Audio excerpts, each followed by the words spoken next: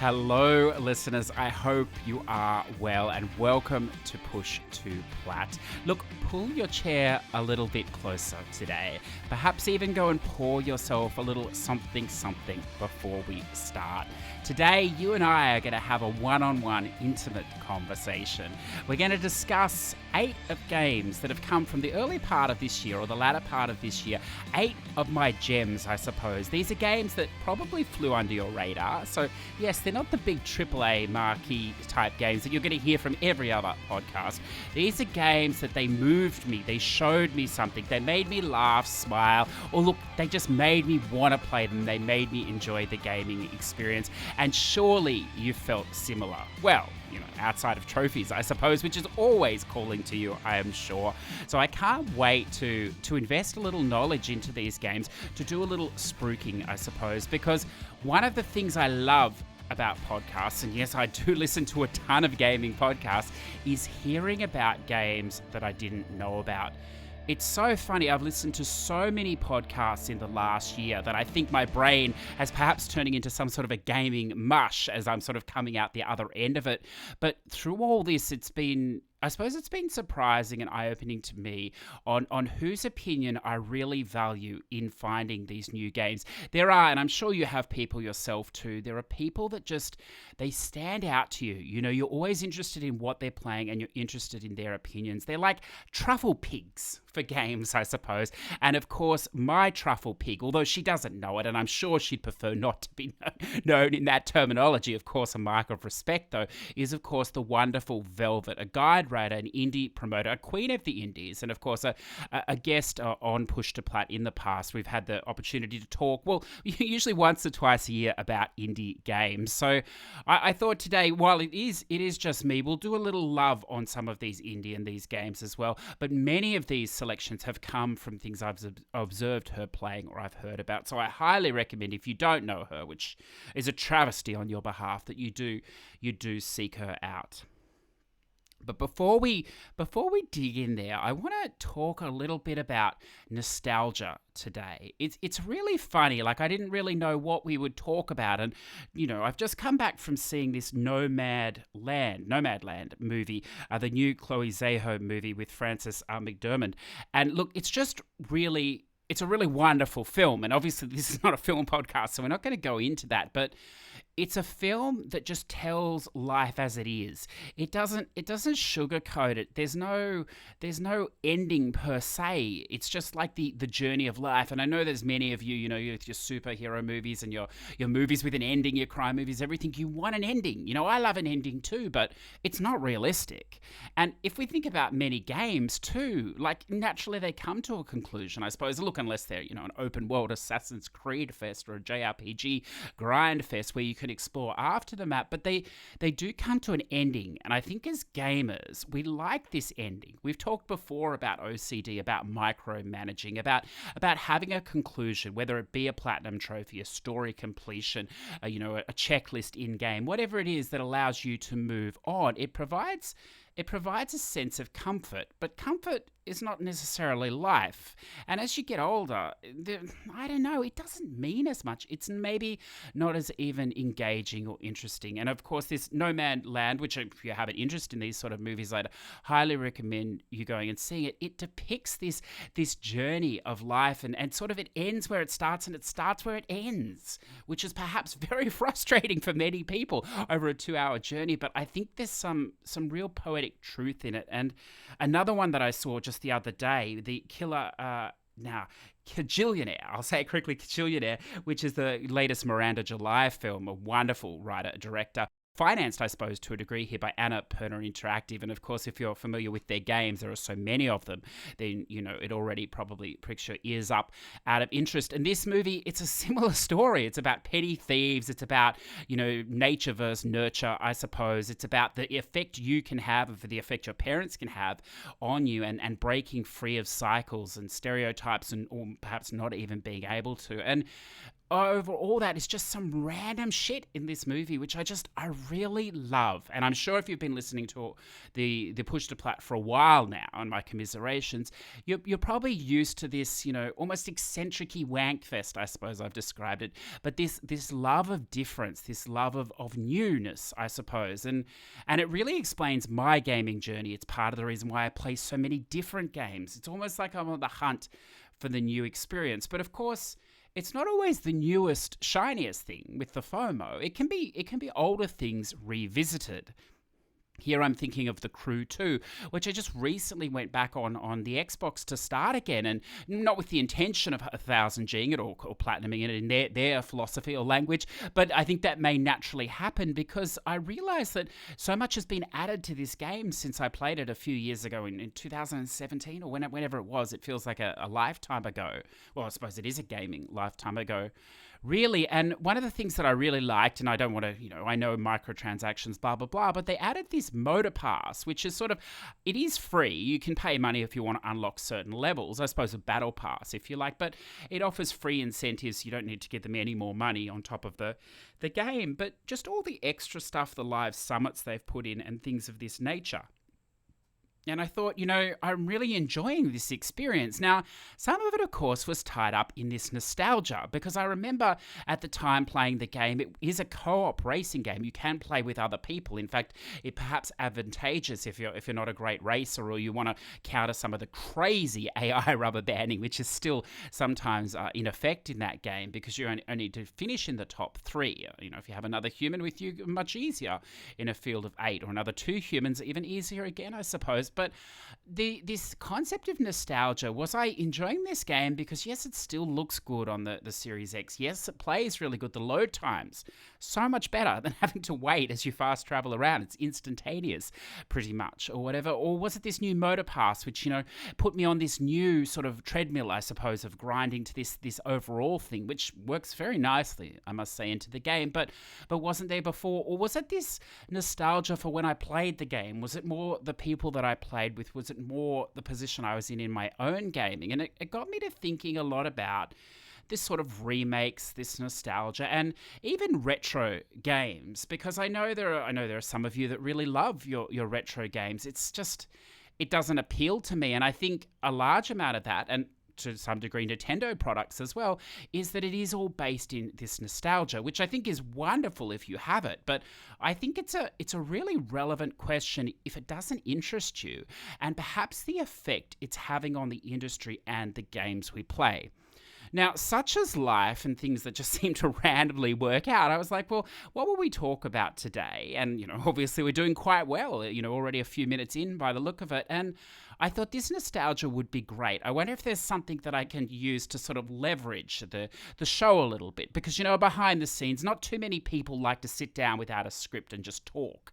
In some ways, I suppose it's alarming if you can just talk to yourself for half an hour or something with no notes. But if you can have something to anchor it, it makes it sound more professional. It gives you, the listener, a sense that this show is, it's got purpose. We're on a direction. So I thought we better find something. And luck would have it, there's a wonderful article here by Kotaku, Nostalgia is a Trap. It was published on the 9th of March by Alex Walker. And if you've got a few minutes, I'd actually highly encourage you to go and read it, because it talks about gamers' fascination with older games. And it looks at this question about, is it a time in our lives that we like more? Is it the games we like? Are we approaching them with rose-colored glasses, which obviously true? How can we tolerate these 8-bit graphics or whatever else? And is it maybe, the article sort of imposes it maybe not so much the game as I said, what was going on in your life. Was it a happier time or a simpler time, I suppose? And surely it must be in this, COVID world or something, I suppose. But one of the interesting things, because I'm not interested in psychoanalyzing you or me, neither of us are paying enough for that experience, listeners. So I thought, what interests me here, though, is the effect that it has on creatives and developers, because Obviously, we've talked about other art forms before. Things are always influenced by what comes before, but unlike perhaps music and to a degree film, although yes, film needs to make money as well, there is, in these markets, there's more, I suppose, more exploration and perhaps at times less emphasis on the end financial result. Games are very, big studios are very driven by their shareholders, by making money, by continuing a profit line. I mean, even indie developers have to put food on their tables. They would like a TV or a holiday as well. And they need to know the market they sell to. And of course, the market they sell to, they like things to stay the same. As much as we go on about loving these new experiences, or I love that game or this, if you listen to someone, often they're talking about, oh yeah, the new Call of Duty, the latest Assassin's Creed, Ghost Recon, blah, blah, blah, whatever. They're all games part of a series. We love our series. We've talked about series completions. Alex Roberts here says in this quote from the article, and I'll read it to you because I think it really sums up the crux of where we're at. Developers are never constrained by what random people on the internet tweet, shout, record, or write. But on the same token, developers aren't in the business of making products that people don't want. People spend years of their lives on development. Nobody wants it to fail. But if we can also be conscious of the trap that nostalgia plays on our own minds, those same devs might have a little more room to create something that can stand the test of time going forward. It's an interesting premise, isn't it? Because it basically puts us back on us. That perhaps through our buying habits, perhaps through our dissing of certain new games, or our, avoidance or isolation or cancer culture, as I'm told, a dreadful term that I'm told is the new norm or something that people like to throw around, it almost justifies the devs continuing this cycle, and it's a cycle that I continually hear people don't like. Oh, I don't want to play the latest AAA big whiz bang 4th edition of this game. Why do we need another remake of this game? Why isn't there another remake of this game? Stop making that new IP, make me a remake. Perhaps we're more at fault. So can we do anything about it? Do we even want to? Look, I don't know. One of the great things, though, is that many trophy and achievements are perhaps forcing our hand into this without us even realizing. Many of these games that are breaking new walls beyond the fourth wall, perhaps, do have easier trophy lists. They're shorter experiences. Perhaps these are driven by the financial needs of these developers to make money. Whatever you think about us, sometimes you are Rattle-liker. I mean, even Annapurna Interactive themselves, to a degree, with some of their games that they have funded and pushed out. Whatever you think of them, they are moving the envelope forward. But perhaps it is us, though, that is holding back AAA. I mean, we only need to look at the Ubisoft property, the Phoenix Rising, Immortal Phoenix Rising. This is a game that has been critically acclaimed as excellent, and some holding it as high as Assassin's Creed Valhalla, if not higher. But have you played it? Do you intend to play it? Yeah, sure, I know you're going, CJ, I don't play those sort of games, the Ubisoft games. But how do you know if you haven't played it? It's very different from Assassin's Creed. Yes, it's built on the same bones, but it's almost a refreshing, I suppose, dip in the water for these sort of games. Yes, it's a bit Breath of the Wild, but it's not Breath of the Wild. Yes, it's got, puzzle elements. It's got, a gear loop that we've seen in the AC games or whatever else, but perhaps it's us that are sitting there going, oh, I've played that before. I don't want to support them. I don't want to play this. I don't need the next Need for Speed 2055. They're all the same. Look, it's an interesting premise, isn't it? I don't tell you where to draw the line, as I appreciate that, the line for me moves around, but it does, I think, open our eyes to what is out there, and perhaps the dangers of dwelling in the past. While it's all well and good to play these old games, to love them, to vilify them as these amazing works of art, we must be careful that we don't handicap ourselves into the future, because the most dangerous thing we could end up with, I suppose, is just a continual progression of the same. And I think we can all agree that we do see a large amount of that. So, herein ends the lecture, I suppose, listeners. Look, it's fantastic, isn't it, to go on a rant. I'm sure many of you have tuned out by now thinking, I don't need this eccentrical wankfest view. I don't agree with that. I'm not part of the problem, CJ. It's you. It's you. But, if you are still with us, then why don't we take a look at maybe 8 games that maybe should have interested you, or maybe you should play in this coming year, all for slightly different reasons, all of slightly different quality. But look, all I think will guarantee a good time. Well, look, at least if you approach it with an open mind.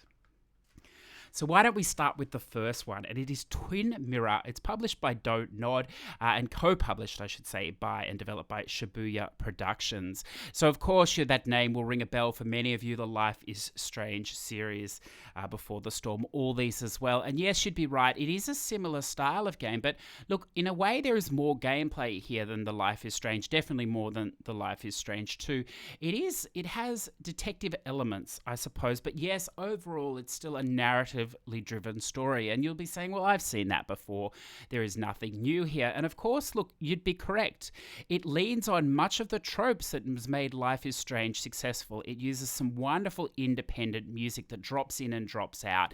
It uses these moments where you can just sit on the chair or sit on the bench and just watch as the world passes you by. Now, sure, these aren't new. These have been done for a couple of years or whatever, but there's still a refreshing change of pace that we don't often see in a game.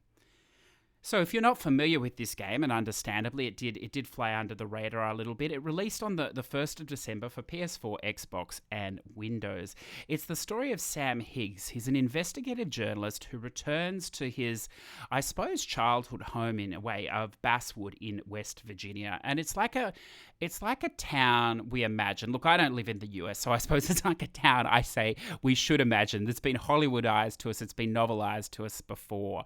And it's like a town where time has sort of not touched, I suppose. They just continued on in their simple living. It's the sort of place that appeals to all of us. The smoke coming out of the chimney, the pine needles, the freshness, the snow in winter. It just sounds divine, doesn't it? It doesn't sound like a reality for those of us that live in a city or whatever. But this I suppose this angelic utopia that we all desire. But his journey back there is not one of reminiscing and joy, I suppose, or nostalgia, if you will. Although it does trip throughout the game. It's to attend the wake of his childhood friend Nick Waldron, and of course, there's a lot more going on here with this relationship, with partners, with children, and with the death as well. And that's what you're there to investigate. The general gameplay elements of this game, I suppose, are by and large walking sim. Of course, no disrespect on that term. And just immersing yourself in what are linear, I suppose, environments. The other side of the game, if you like, is this detective elements. And you're in a scene or you're in a place and you're looking for clues, I suppose, and then you can draw timelines between the events. It's not difficult in its approach. In fact, overall, the puzzling in this is very light or easy or whatever else, and you'll never feel yourself hung up. But it does provide a sense of interactivity. One of the more interesting things, though, because that could be seen as a little, window washy, a little bit of surface treatment, I suppose, in the gameplay, is this sense of duality that the game presents to us. It presents us the metaphysical world, if you like, the mental world, or mind palace, if you're a Persona player, with the reality, the physical world, I suppose. And this has long been sort of held, the dream state, if you like, that sometimes we don't make logical connections in our everyday sort of awake life, I suppose, but we make them in the subconscious world. And this game moves between these two places as you try to unravel the mystery, I should say, through visiting both spheres and adding clues as you go. There's a bent towards abstractism in this game. Sometimes it doesn't play out as well as I think they had hoped it would, particularly in the Mind Palace. There are some chasing scenes there where you're followed by a presence. There's some sort of ambiguity and use of reflections, I suppose, characters. And while it's supposed to, create this sense of, I suppose, finding the truth or euphoria through the fog, it doesn't always encapture it brilliantly. So yes, there are some janky elements, but it does have this Twin Peaks sort of old 80s TV show vibe about it that will draw you in if you let it. And look, I would highly recommend that Twin Mirror as a game to be put in the rotation, particularly if you're a fan of the Life is Strange series, but go in knowing that it is quite distinct and freestanding in itself. The next game I'd like to throw at you is When the Past Was Around. This was developed by Magic Ken for PS4, Xbox, and Windows. Coming out, I believe, towards the end of last year. It's an adventure point and click with a light puzzle element. As far as Platinums go, it's a very short game, only about an hour or so, I believe. There are, well, again, loosely missables in that there are collectibles, but there is a chapter select so that you can go back through. The tracking, though, is up to you throughout it. But as I said, you can go back through and clean it up. The premise of this game, and again, if you've been listening for a while, you know that I love these stories of love and, lost and trying to find yourself, I suppose. And this is no exception. It's the story of Ada. She's a girl in her early 20s, and it's exactly that. She's lost in her world. She doesn't know what she should be doing. She doesn't, know her direction, her independence, I suppose, all these things tied up her romancing options, all of these wonderful things, and it's put over the backdrop of a very beautiful point and click setting. You meet this owl-like figure that guides you through, I suppose. It's very figurative, her male lover in owl form. Guides you through this journey. It's all about opening doors and windows, but of course it's far more than opening the physical door and window as you're opening yourself up and learning to deal and understand yourself as well. This game, it reminded me a lot of If Found, which unfortunately is not available on the PlayStation or Xbox, only on PC or Nintendo Switch at this point. It's a visual novel by Dream Trees, published by Annapurna Interactive, unsurprisingly again. And that's very much a search for acceptance. It's a search for your place both within your family, but also finding your independence, a search through sexuality, a search through financial, security, I suppose, as well, or lack thereof. And I think these games, they're so interesting because they're obviously pitched at, well, they're with characters in their early 20s where these are all big issues, but I think they're pitched at the more mature gamer again in their 30s or 40s. Again, leaning on that nostalgia angle, I suppose, and it's an angle perhaps you can't understand in your early 20s as you know everything. We all did, Unfortunately, I forgot everything in the last 15 years, but look, I'm hoping it comes back to me, my knowledge of my 20s, but we will see. The next one, taking a step backwards into just, I suppose, pure sort of fun, childlike fun almost, if you like, is Broxia 2, released for the PlayStation, Xbox, and PC on the 3rd of February 2021 by Lilimo Games. It is, of course, the second, or the sequel, if you like, to Broxia. The reason I put this game here is that I'm always looking to see how things have evolved, how things have improved, if you like, or different elements that developers and creators have decided to pursue. And often in sequels, we see just a rehashing of the same material with slight variation or no variation. And again, that comes back to what we were talking about at the start, where, they know that this sold before. They know people like the loop. They know people don't want to experience new things. It's too much going on. They want that comfort and security. So when a developer at whatever level and whatever style of game decides to embrace what they did but further it, then I become very interested. It's one of these examples, and there'll be another one shortly, where I almost feel that if you're only going to play one, you should start with the second one. Now, there is a narrative, but the narrative, between them, it doesn't matter or whatever else. You're here in this game more for the gameplay loop. Of course, if you're unfamiliar with the game, it is a shoot 'em up. It's a 2D arcade style side scroller. What sets this apart from the first one is that it now has divergent paths. There are, in most of the levels, two bosses, if you like, and you can go sort of an up or down path. In fact, you'll have to go through both. as you go. They've also got, and they had them before, but the boss rush mode, the shield mode, and the astronaut sort of mode. This time, the shield mode much more improved, a little bit more difficult perhaps, but more depth and more understanding. There's also a nice nod in this game to the first one with some of the bosses reoccurring. Of course, it's a short plat of around 3 to 5 hours. You do need to play the game through twice, but through the upgrade system that's put there and the alternate paths, it's actually quite well thought out. It's not one of these second playthroughs where you're just sort of required for a trophy and there's no value. If you are interested in the narrative, the final part of the narrative also unlocks after the second part. Of course, this game, not without its flaws, there's still many ways to cheese the game, including flying sideways on the boss and things like this. And it makes me wonder how elements like this can be avoided, I suppose, or fixed, because I'm sure they realize that as well, that you could cheese certain fights or whatever, and also that as you get more and more upgrades, the game becomes ridiculously easy, so the balancing and things like that. But again, if you're just there for the platinum or for the fun experience, this desire and feeling of becoming more powerful, which you really do, to by the end being sort of almost godlike in that game, it meets the gameplay loop that we all so much enjoy. My next one it's a new find for me, I suppose, although not a new series, although this is a new iteration of the series, and it is the Atelier Ryza series, so Ryza and Ryza 2.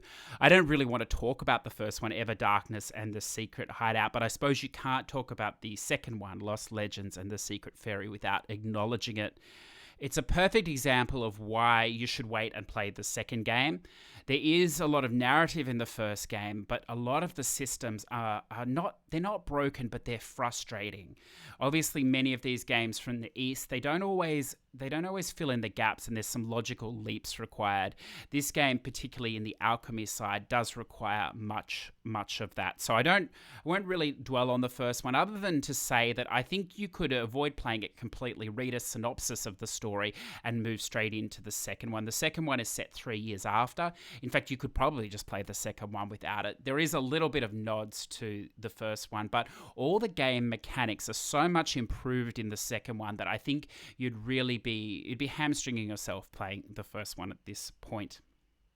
So, having said that, if you're not familiar with these games, they are what are they? They're just full of love, I suppose. They're so beautifully crafted. Yes, the graphics are, well, I don't know, B-grade-ish at times or whatever, but they're beautiful in an I was going to say abstract, but beautiful in an impressionistic style. There is some blurring through draw distance or whatever, but there's a lot of bright colors, which really, I don't know, just it gives us this sense of joy throughout the game. There's wonderful music in this game. Now, a lot of it is synthesized or whatever else, but they do use some real loops, I suppose you could say, some electronic instruments or VSTs as well dropped in throughout. But that being said, it's really well written for that. In fact, it's a game that may have too much music, I feel, because each area of the maps you transition, they play as fixed areas that link together or whatever else. If you think Final Fantasy, you'll get the picture. They have a different tune or a different melody or a different song, and it can be a little abrupt moving from them as they play each or whatever. But then there are many cutscenes that is all wonderfully scored as well. So the story itself, it's quite decent. Look, yes, it's very anime, right? It's very bubbly. It's very fetch questy in its nature. Go get this, go do this. And it's slow moving or whatever. But whereas the first one was really, I suppose, a discovery of Ryza into alchemy and becoming an alchemist and then just collecting a lot of shit and making a lot of stuff, this second one is more self-fulfilling. She is an alchemist. Yes, she's still learning, but she's ready to go and ply her trade. And that allows the game to open up now just from fixed maps, if you like, just forests and environments, to actually exploring ruins. Now, within the ruins, not only do you have, I suppose, these dungeon-like ruins that you move through bosses as well and optional bosses, but then you have hidden memories that you find through a compass. You have extra story beats. There's text matching games in here as well. There is so much in this game before you even touch the alchemy. Now, if you like a hands-on approach, then this is the game for you, because you don't buy your weapons, you make them, and you make them through finding the ingredients. The alchemy system, although much maintained from the first game is even more streamlined. Yes, there is definitely going to be a few hours of figuring out how the fuck the thing works and why you can't add elements to create certain things. That is the time investment you'll have to put into this game. And if you do play the first one, I suppose, at least you get that out of the way. I think in many ways, I'm glad I did play the first one because it has opened up the second one for me to sit back and enjoy.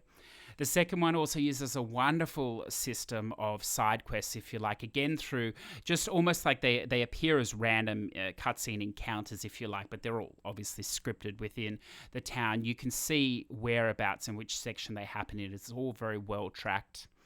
Perhaps one of the most difficult things about this game is just the sheer number of ingredients that you can find out in the world, and knowing where certain ingredients are. And we're talking in the thousands here, so in different combinations. So I would definitely advise having up. There's some wonderful wikis on the PC there that will tell you the location and many of these things. Because the game didn't release until the end of January this year, that's still a work in progress, but there's more than enough there to see you through.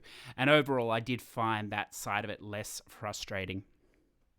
It's a funny game because while it's very family friendly, it's got so much fan service, like a ridiculous amount of fan service. And while it's very beautiful looking girls, very well endowed men or young men or whatever else, and the option to use swimsuits, it does have some gratuitous that you sort of open your eyes and go, is it really necessary? They've added things now like where she can swim, where she can climb, where she can go under logs. And of course you get the full crotch shots when that happens, or full ass shots, which I know, look, it's no problem or whatever, but it sort of juxtaposes against the overall nature of this game. And it does make me wonder, how they sort of rectify this with what I imagine would be a very unisex game, almost female appealing game as well. But I suppose there is some on the other side as well to wet your lips, whichever way you swing, I suppose. Well, look, I'm finding that. That is Atelier Ryza 2. Next up, I've talked about this game. This is probably my game. Well, not probably. This is my game of 2020. I never bothered with my final top 10 because of 2020, because so many people were throwing out theirs already, and it's all the same sort of games, I feel anyway, so you don't need my opinion on it. But having said that, my standout game for last year, and again with the preface that I like narrative games, the why I play, was the 13 Sentinels Aegis Rim. There was nothing last year on this level for narrative. The story encompassing sort of 4 different time periods from 1945 to 2085 and then beyond as well. It had a sci-fi bend, which it doesn't appeal to me in any way, but in this game it did. It goes from sort of, World War II era right through to the future in space life. It deals with altered consciousness in sentient consciousness, I suppose, in robots. It deals with, cloning people, cloning personalities. It's a really wonderful game. It's presented in a visual novel style, but there is movement. You move between areas and you transition. It's not a skipping VN. It'll take you 30 to 40 hours. The hand-drawn art style that Vanillaware participate in throughout this game, it's just divine. And if you have any interest in these sort of games, well, look, if you have any interest in any sort of games, I think you're doing yourself a massive disservice to not play not only what was my top game of 2020, but many critics also rating this very, very highly. It's a game that, maybe is slow on its gameplay, but it still has gameplay in the real-time strategy sections where you control these giant mechs. And look, if that's not for you, you can set it to easy. You can blast through it. But if it is for you, ramp it up. It almost plays like chess as you sort of take on the AI and you learn its patterns. You do need to complete that section 2 to unlock the whole game. And one of the most wonderful things is you will get the platinum through natural attrition. As I said, only available on the PS4, but no guide needed. You will at any time be able to move back and forth on the timeline or the branches as you go and unlock more and more of the story. And in fact, a guide here would only harm the experience because you play this for the story. It's well worth the 30 or 40 hours. Not only, as I said, is it a wonderful story, but it's a treat for the eyes as well. Next up, it's a dark game. It's also a game from 2019, so it's the oldest game that I'm going to bring to you today. It's a game that I highly anticipated when it came out, and I played in dribs and drabs, but I finally went back and played it all in what amounted to one sitting, which is definitely doable, particularly if you're not worried about the completion or the platinum, of which it does have. There is many collectibles in this game that would probably require the use of a guide, because while there is chapter select, there is no tracking, which would make this a bit of a nightmare. But if that doesn't concern you, if you're here for the game and you can earn most of the trophies in this format just by playing the game naturally, then this is it's something special. And it is, of course, the Sea of Solitude, developed by Jody Mia Games and published by EA. It was one of these EA independent publishers from the 5th of July 2019. It's a CJ game through and through, and it fits the bill today of nostalgia and personal reflection wonderfully, I think. It's a game about inner torment. It's a game about what ifs and realities, and it's a game about accepting yourself. It's something that I think we all struggle with at whatever age we are, how people see us, how we see ourselves, and perhaps how we truly are at this point in time. And it's done in a very abstract, a figurative way. You're portrayed as this monster, I suppose, or a small monster, literally in an abandoned city to start with, on a sea or whatever, surrounded by these very real monsters or figments of your mind. It deals with subjects of bullying. It deals with subjects of selfishness, isolation. It deals with the concept of understanding relationships that are beyond you at a young age, relationships with your family, with your parents. And it deals with reality that, not all people perhaps are meant for all people. And happiness, I suppose, has many different definitions, from tolerance, I suppose, or tolerating a situation for children, or for your own betterment in the materialistic world, through to, a spiritual and complete happiness as a person. And how those two things juxtapose. And I suppose if that's a little too highbrow for you, it's what you can put up with for the sake of others, and what you can't to a degree, or what perhaps you should. It's a really wonderful game that only runs at about 4 or 5 hours.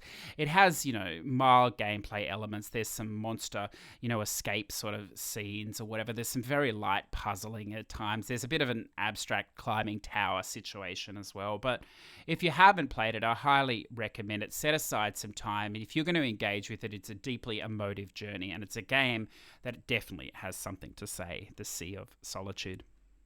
So my final game to drop on you today, listeners, and this is a gem that I played when it first came out, but the Game of the Year edition came out in November 2020, last year there, right towards the end of the year, and it is Tesla vs. Lovecraft, the Game of the Year edition.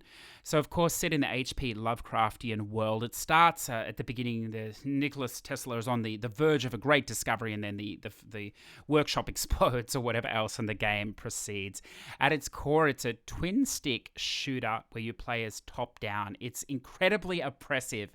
It's a game, if you think there's just waves of enemies that rush at you. It does start off nicely with the tutorial, but it quickly ramps up. As you'd expect with this art style, it's wonderfully gothic. It's wonderfully dark. The monsters are hideous. The sound design is good. It can be played in local co-op. It's easy enough, though, to play as a solo gamer, if you like. As far as the trophies go, you do need to play, in effect, the game twice through, sort of on a normal and then a hard difficulty, if you like, these astral planes that they pitch the game on.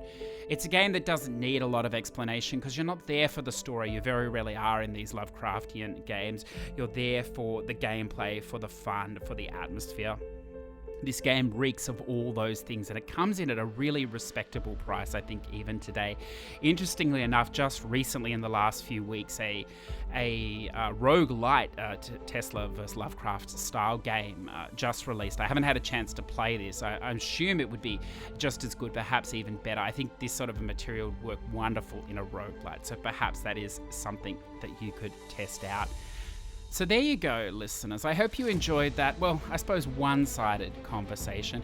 There's 8 games that I highly recommend you put on your 2021 list if you haven't already. One of the great things about listening to podcasts, as I said at the start, is to explore new games and games that you wouldn't come across naturally. But it works both ways. So please, if you think I left out any today, reach out and let me know. Now, we're going to take a break from the shoutouts this week. They will be back in our next episode. I think we have 2 more episodes to go. I'm really looking forward to the conversation we have coming up with the next gentleman. I think it's going to be a little bit of everything. So I won't let the cat out of the bag any further than that. But I'm looking forward to it, because one of the things I really love on this podcast is to have guests on that challenge me, or they don't just roll over, I suppose, in their opinion. And we've had some of those on in recent weeks and, of course, over the last few years. And I anticipate that will be very much the case in the next episode. And then I think after that, we'll be down to our final episode. There is going to be a bit of a delay over the next few weeks as these come out. So if you don't get one next week, it'll be there the following week and culminating in April. As always, I'd like to take the opportunity to thank the wonderful human Patreons of Push2Plat, current Patreons and previous Patreons, of course, at all levels. But a special thanks to our producers that have stuck with us through to the end, Zador, VP, MZ Nitro, and Ready to Eveg. It is truly appreciated. So, whatever you do, seek out these games that move you, whether they be first-person shooters or deep, emotional journeys as we've discussed today. Go and check out other media, but go and check out new stuff. Don't let the past guide you or maybe blind you from what is still available, because the future is looking wonderful.